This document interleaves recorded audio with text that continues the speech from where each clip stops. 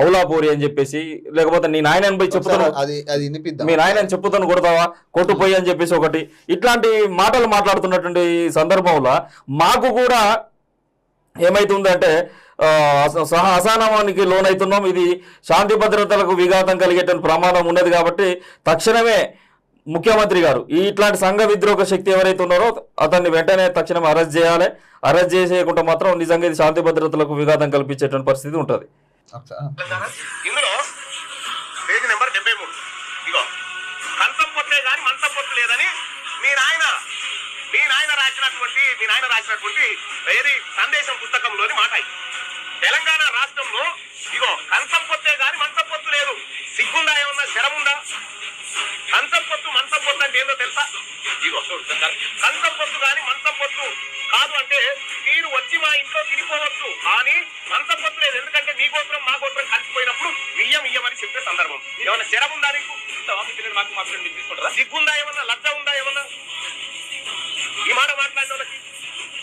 మీ నాయన ఈ తెలంగాణలో ఉన్నటువంటి సామెతలు, ఈ తెలంగాణ ప్రజలు ఉచ్చరించేటువంటి భాష, దాని అర్థాలన్నీ తాత్పర్యాలన్నీ మీ అయ్యని అడుగుపోయి చెప్తాడు. ఓ పని చేయి నాయన, సిగ్గు లేదా నాయన అని చెప్పి ఆ చెప్పు తీసుకొని మీ నాయనను కొడితే అప్పుడు మీ నాయన కూడా ఎక్కడ అవులపోరి అది తెలంగాణ భాష అని చెప్తాడు. వీడు మాట్లాడేటువంటి భాష ఇది తెలంగాణ భాష అని తెలంగాణకు వక్రీకరించుకోవడం ఈ తెలంగాణ ప్రతిష్టను దిగజారుతుంది. ఒక మౌనత శిఖరమై తెలంగాణ రాష్ట్రాన్ని సాధించినటువంటి కేసీఆర్ గారిని చెప్పుతాను కొట్టుండి అయ్యన్బై అని చెప్పేసి అంటుండు, అవులాపూర్ అని చెప్పేసి మాట్లాడుతున్నాడు. వీళ్ళు ఏం చేయాలి? ఈ రోజు మేము అసహనంతో రగిలిపోతున్నాము. ఇది శాంతి భద్రతలకు విఘాతం కలిగిస్తుంది. మల్లన్న, చింతపండు నవీన్ నిన్న జరిగినటువంటి పరిణామము చాలా తీవ్రంగా మేము తీసుకున్నాము. మళ్ళొకసారి కూడా నీ మీద ఇట్లాంటి భౌతిక దాడులకు మేము సిద్ధపడతాము. ఇది హెచ్చరిక అనుకో, భయపెట్టుతాలనుకో, బెదిరిస్తాలనుకో మా పైన కేసులు పెట్టండి. ఏంటంటే భౌతిక దాడి అనేది కరెక్టేనా అసలు? అంటే ఎందుకంటే ఇప్పుడు ఏదైనా కూడా ఒక రాజ్యాంగబద్ధంగా వెళ్లాల్సిన దాంట్లో మీరు భౌతిక దాడిలో దిగుతాను నిన్న కూడా చాలా మంది మీడియా ముఖంగా మాట్లాడడం జరిగింది. ఇది కరెక్టా? నేను కాల్పులు జరపడం కరెక్ట్ అంటారా?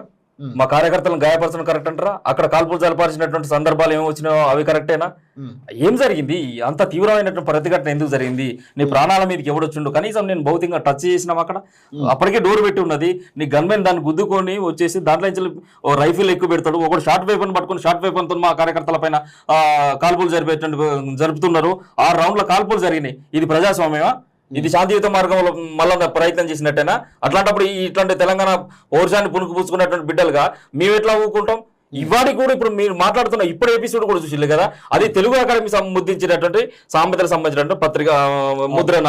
ఆ ముద్రణలో సహజంగానే ఆ రోజు రాష్ట్ర ముఖ్యమంత్రి ఎవరైతే ఉంటారో వాళ్ళ ముఖ్యమంత్రి గారి యొక్క ముఖ చిత్రంతో దానికి సంబంధించిన తొలి పలుకు అనేటువంటిది ఉంటుంది.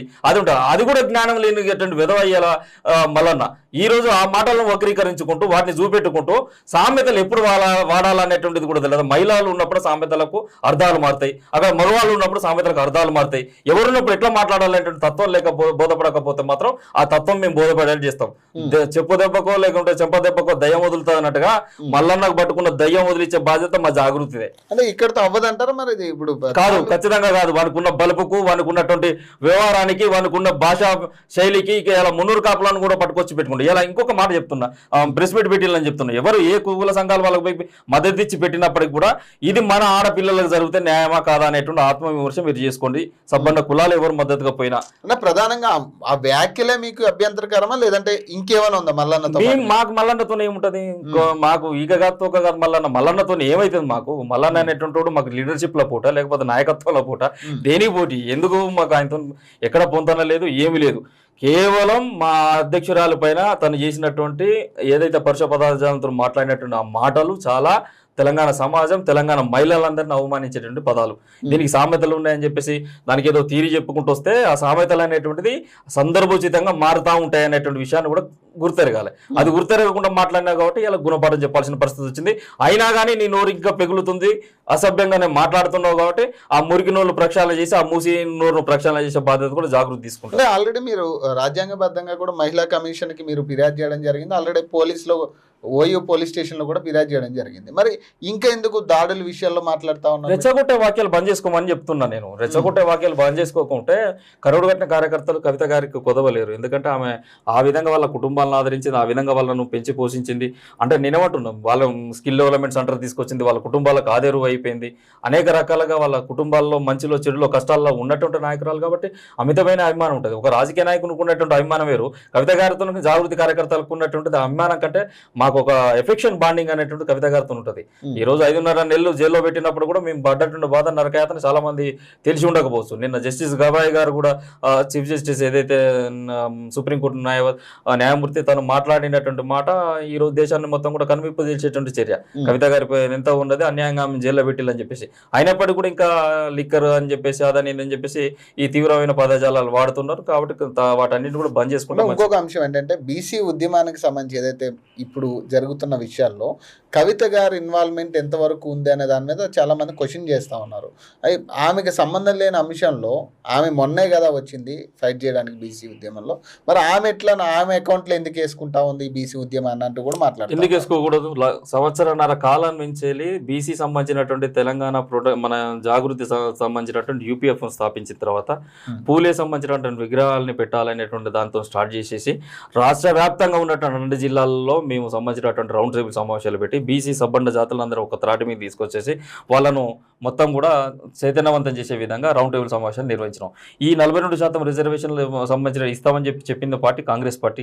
దీనిపైన ఎవరు కూడా పోరాడలే, ఏ ఒక్క పార్టీ కూడా అడగనప్పుడు ఒక ఇండిపెండెంట్కి ఒక వేదిక కావాలి కాబట్టి పార్టీలకు అతీతంగా ఉన్నటువంటి వేదిక మా జాగృతి వేదిక. ఈ వేదికలోనే బీసీలను ఒక త్రాటిపైకి తీసుకొద్దాం అనుకున్నారు. దాదాపుగా ఒక 80 కులాలను తీసుకొచ్చేసి ఈ బీసీ సంబంధించినటువంటి మహాధరణ కార్యక్రమం ఇప్పటికీ ఇండియా పార్క్ దగ్గర 2 సార్లు నిర్వహించినాం. ఢిల్లీలో కూడా దీని కాంగ్రెస్ ఆ రోజు కామారెడ్డి హామీ ఇచ్చేసింది, రాహుల్ గాంధీ గారు మీరు రెడ్ బుక్ పట్టుకొని తిరుగుతున్నారు, మీరు కాంగ్రెస్కు సంబంధించిన రాష్ట్ర ప్రభుత్వానికి ఆదేశాలు అని చెప్పేసి అక్కడ ప్రెస్ మీట్ పెట్టి చేసినాం.